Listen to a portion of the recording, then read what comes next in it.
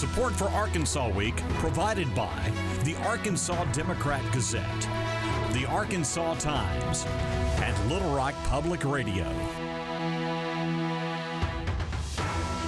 Hi, everybody, and welcome. I'm Donna Terrell. As the use of artificial intelligence continues to grow at a rapid pace, Arkansas universities are expanding training in AI.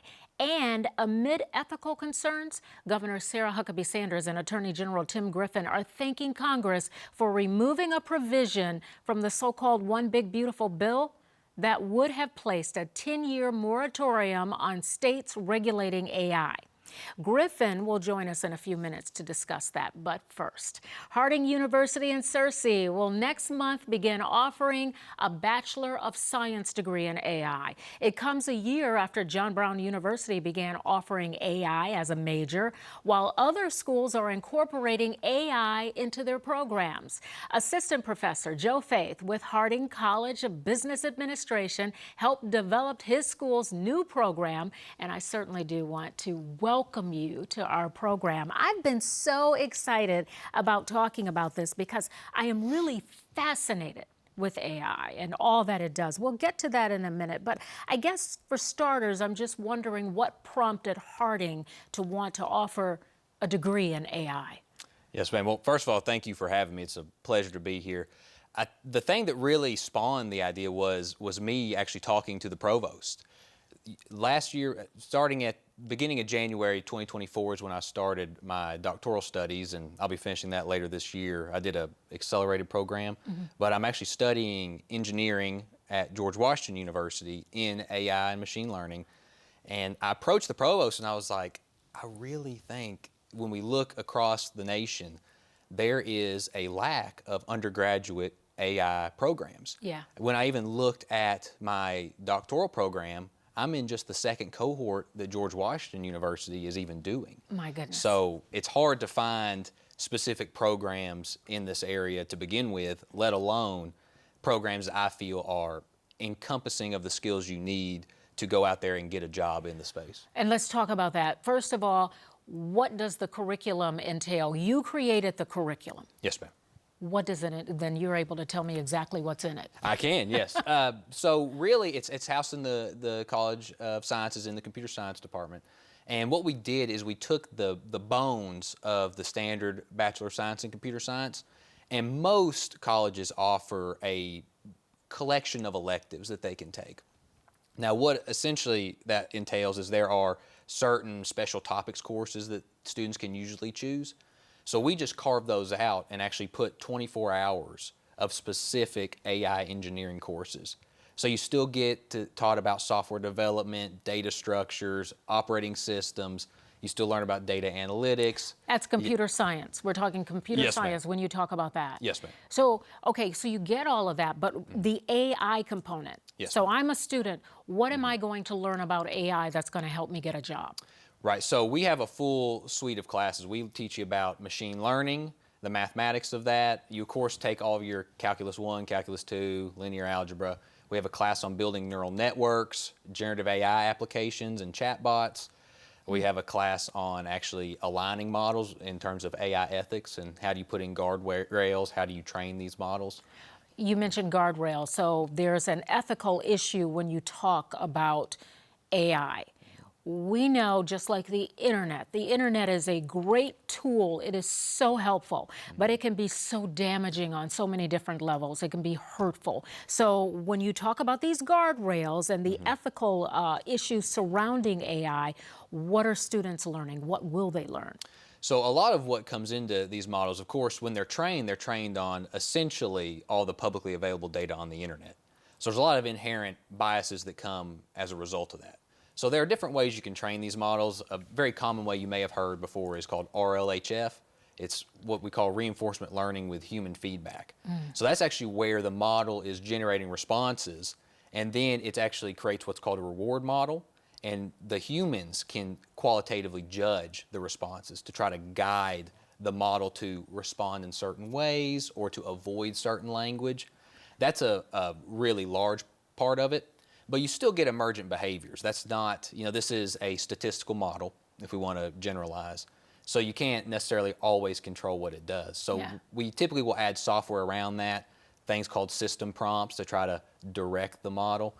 And really the future, as we cede more control to our day-to-day lives to these models, teaching students how to do this in an ethical way is very important. Yeah, And just yesterday, if you saw on X, Elon Musk, he has the Grok chatbot account. Yes. They removed the guardrails on that, and it actually started spouting all sorts of terrible things on its account, and then they had to re-put guardrails back into it, and it was a very good case study of what happens if you remove The guardrails. Right, yes, ma'am. My goodness. And so, yeah.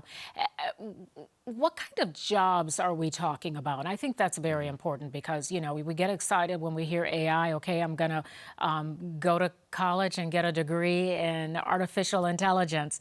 Now I just graduated. What kind of jobs are available?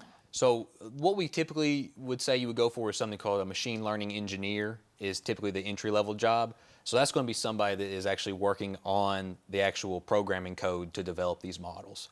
But there's a whole suite of tasks that you would be available for. So what kind of company would I apply to get that job? Well, you could, with this degree, you know, a lot of people start out and they may want to go work for an open AI, but a lot of the times you may not have all the experience needed. So I know several people that started out as data labelers and then tried to work their way up and kind of get those skills later.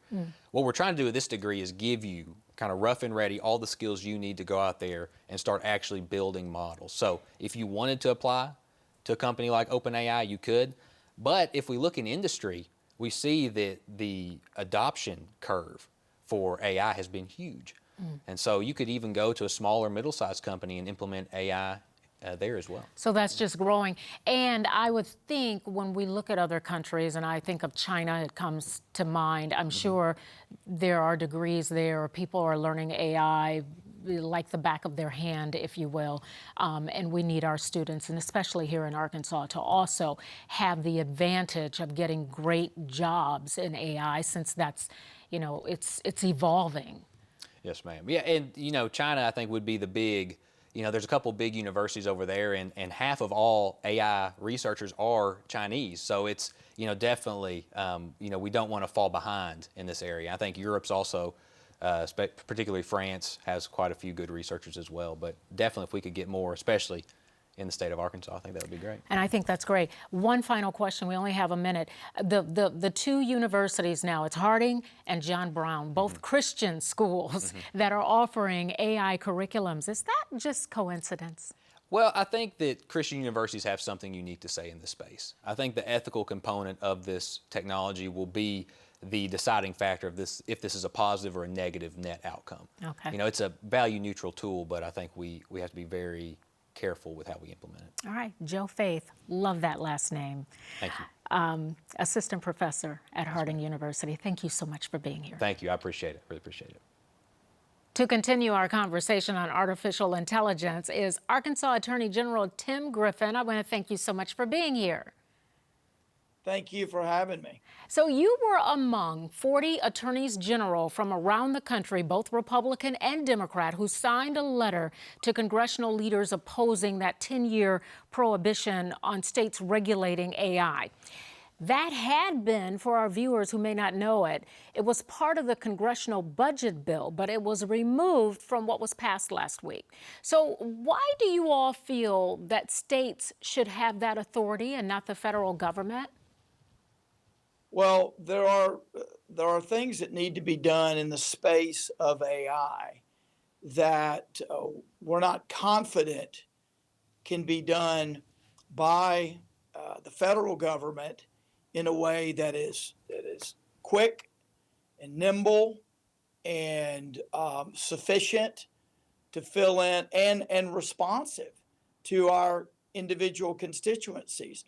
Look, states routinely regulate and pass laws on things that are affecting their people in very specific ways that may differ from state to state. Also, at the state level, we can move much, much, much more quickly than the federal government.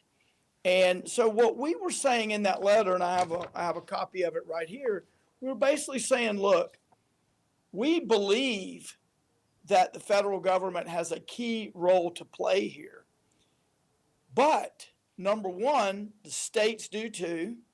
And number two, if the federal government's going to play a leadership role, which we're for that role, then they need to demonstrate a plan, which there was no plan. There is no plan.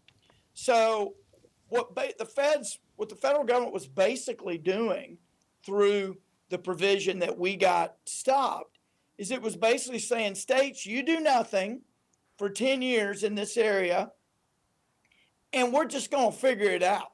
Yeah. That's completely unacceptable.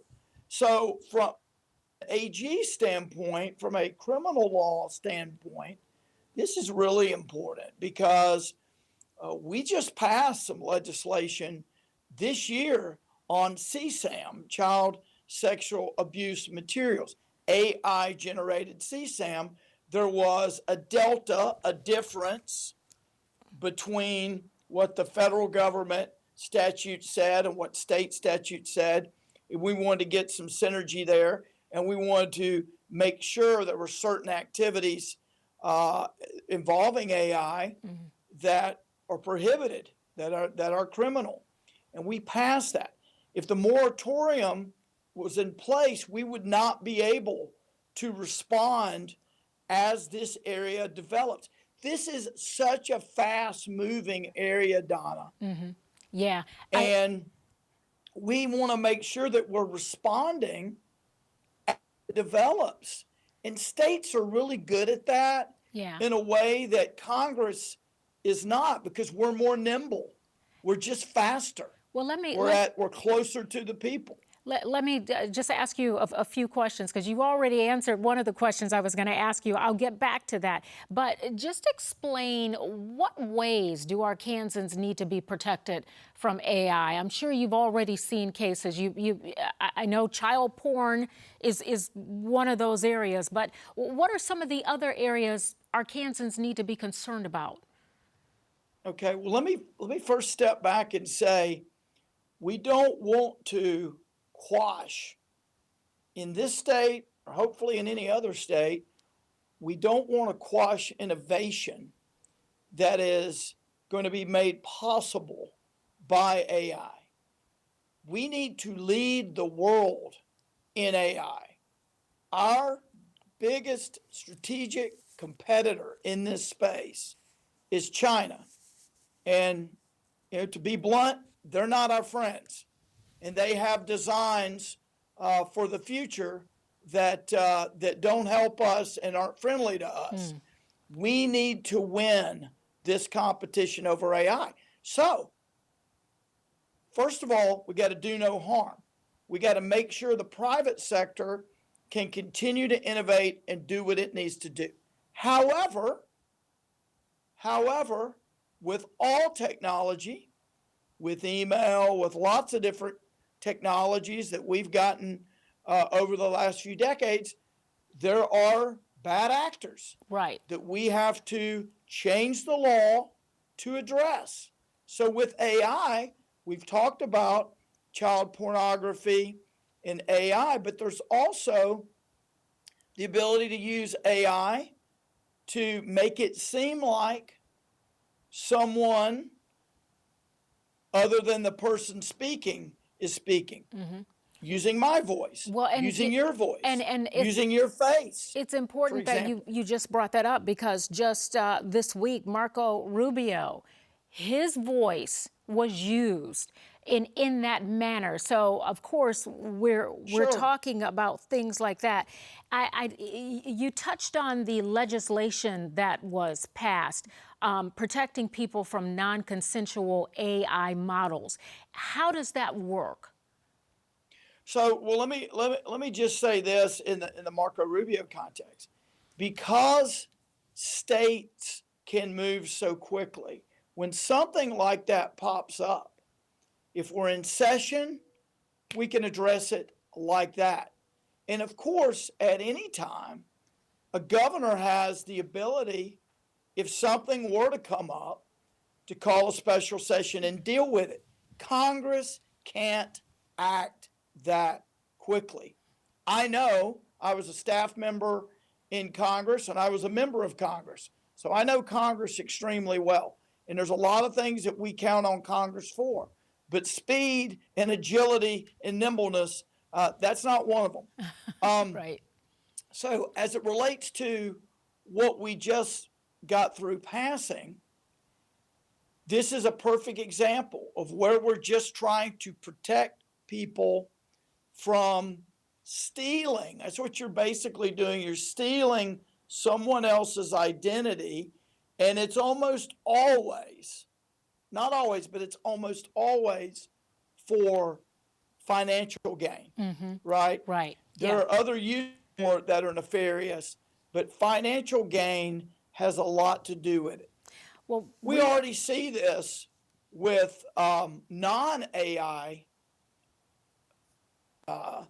scams, whether it be saying that you didn't pay a toll or saying and looking like a state agency, maybe from another state, Right. saying that you're someone's cousin, whatever. AI allows people to do that, criminals, in a much more effective way. And so the legislation that we worked on seeks to make that more difficult. But the key takeaway, Donna, and I've only got a couple minutes, the key takeaway here is this. This is a fast-moving train. It is developing day by day. There are a lot of positives that AI is going to bring, continues to bring. We must win this innovation competition. But at the same time, as with any technology, we've got to keep an eye out and be able to quickly, with nimbleness, respond and protect consumers and Arkansans. I think and to take that away with a 10-year moratorium, particularly when the federal government is not equipped to step into that space, that was just a bad idea. We got together, we killed it, and I want to thank our senators, Bozeman and Cotton, for their leadership. But the governor and other governors reached out on this as well. But we need. It was just a really bad idea, this moratorium, and we were effective in killing it, and we're going to keep doing what we're doing to try to protect people. Well, we certainly do thank you, Attorney General, for all the work you do for the state of Arkansas and protecting Arkansans, and especially in this space of AI. Thank you so much for taking the time.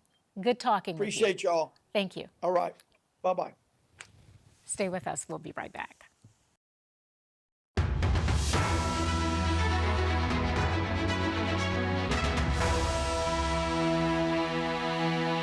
Welcome back, everyone. Arkansas has reported at least 35 fire-related deaths so far this year, surpassing 2024's total of 27. Now, this is according to the Arkansas Division of Emergency Management. Most of those deaths were due to non-working smoke detectors or people who did not have one in their homes. Joining us to talk about fire safety and prevention is Eddie Anderson, the Community Risk Reduction Specialist at the Arkansas Department of Emergency Management. I'm so glad you were able to join us to talk about this. You know, in 2021, I'm looking at numbers right here, there were 38 reported deaths, and then last year that fell to 27. Now we're up to 35. Yes, ma'am. What happened this year? You know, that's one of the great mysteries we're trying to figure out. Basically, what we're seeing is no smoke detectors at all, or having smoke detectors and they're not working. And we're also seeing that it's the elderly, because of the lack of mobility and stuff, that are unfortunately have been victims of our deaths this year. You know, mostly, and having worked in television for so long and reporting, I know that most fires, not all, start in the fall when people are trying to keep warm. Yes, Something ma'am. malfunctions, or they're operating their stove when they shouldn't be. But you told me we're averaging 1.3 deaths per week. So how are these fires starting? Well, we've just have had a mixture of electrical issues. We've had home oxygen and smoking. That's pretty much where we're looking at. I mean, it's just things that are preventable. Yeah. And, you know, nowadays you got 2 to 3 minutes to get out of a structure. 2 to 3 minutes. Yes, ma'am. And if you have mobility issues, if you're elderly, or, you know, I mean, it's hard to move that quickly. Absolutely. How can we help people? Well, the biggest thing we can do to help people is make sure they understand that one working smoke detector in your home increases your survivability by 60%. Just one. Just one. But it's recommended for a lot more than that, but one will increase your chances by 60%. Anybody that does not have one, if anybody knows of family members or friends that don't have smoke detectors, you can contact your local fire department. They can help out with coming in and installing smoke detectors and doing a home risk assessment to make sure that the home doesn't have anything just jumps out that says, hey, I'm flammable, like around the cook stove and stuff, having paper towels or their dish towels, different things like that. But yeah, that's what we're kind of seeing. And they talk a lot about clutter too. Sometimes we have Yes. so much clutter Yes, that all ma'am. of these things can go up in flames a lot faster if you have fewer things that can Absolutely. catch fire. Or at least it'll give you enough time to get out. Right. And that smoke detector alerts you when the fire's in its beginning stages. So you actually have a little more time to get out. But if you don't have one, you've lost that extra time to be able to get out. Because these are smoke detectors, Right. and you know, before the flames get out of control, it's detecting that Correct. smoke. But if you're elderly or you don't have help, and we tell people that you should change the batteries in your smoke detectors when you during the time change. Change your clock, change your battery. Correct. Exactly. But if you have mobility issues and you cannot do that, where do you go for help? Can you call the fire department and say it's time for you to come to my home? Right. I mean, you know, hopefully they have smoke detectors, or their families, you know, will help them make sure their smoke detectors are working. We recommend once a month testing it, having a home escape plan. Okay. 2 ways out of every room. Sleeping with your door closed is another important factor, because it cuts off, it gives you some extra time. If you're in your bedroom, that fire and smoke's not going to be able to get into your bedroom. Okay, I'm going to ask you an important question here, because I know Okay. a lot of people can relate, because I'm thinking about my own home. I have a second story. If I close the bedroom door, there is no way to get out other than a window. Okay. How do I get out? How do you get out? Okay, that's Safely. safely. The best thing is there are fire escape ladders. And you can buy them at your local Home Depot, Walmart, whatever. They hang over the windowsill and they drop out. So you just keep that maybe under the bed or something keep like it, that? well, I wouldn't say keep it under the bed. I'd keep it close to the window that you're going to use to get out. Okay. And I highly recommend when you get it, put it out the window, go down on the ground and practice trying to climb up and down it a little bit, So you can get because used it's to it. right against the wall. It's not like a regular ladder going up and down. But it can save your life. Absolutely. If you have mobility issues, though, you can't do that. No. I mean, that's where we just keeping the bedroom door closed, smoke detectors, and getting alerted sooner, and that way they can get 911 called and get the fire department rolling quicker, and telling people where you're located, and the fire department can hopefully get there and make the rescue. You need to have a phone in the bedroom, or you need to have your cell phone or Absolutely. something, and it needs to be charged. You should always just make a habit of Yes, having a ma'am. phone so that you can call 911. Yeah, absolutely. For any emergency that may come up, whether it's fire, EMS, or law enforcement, you've got that device with you to be able to call and get help. And I think since we're talking about this, it's important for those of us who have elderly relatives, family members, making sure that they, number one, have the smoke detector, but number two, make sure that those batteries are changed, because they may not be thinking about it. Oh, absolutely. And, with the mobility issue, they may not be able to reach up and So do push it the for test them. button. Yeah. And it's important that family help out family. We need to keep our families Yes. safe. I was wondering, too, with the 4th of July, there were fireworks issues around the country. Anything here? From what my understanding of what I've heard, we didn't have any major issues. Okay, well, that's good. That escape plan that you just mentioned at Yes, home, we should also have an escape plan if we're at work. as well, Correct. right? And that's required, that every work building, any commercial building has a escape plan drawn out. Okay, because some small businesses may not, Right. depending on the business. ma'am. What should they do? They should draw them one out. They should draw one out. Draw out their building, get some graph paper, draw it out, and, 2 ways out. Okay, all right. Eddie Anderson, thank you so much. Well, thank you very much. This information will save a life. Yes, ma'am. Hopefully more lives Yes, will be ma'am. saved. We're hoping for that. Okay. Thank you so much and all Thank that you you do. very much. And that's going to do it for us. Thank you for joining us for Arkansas Week. I'm Donna Terrell. Take care, everybody.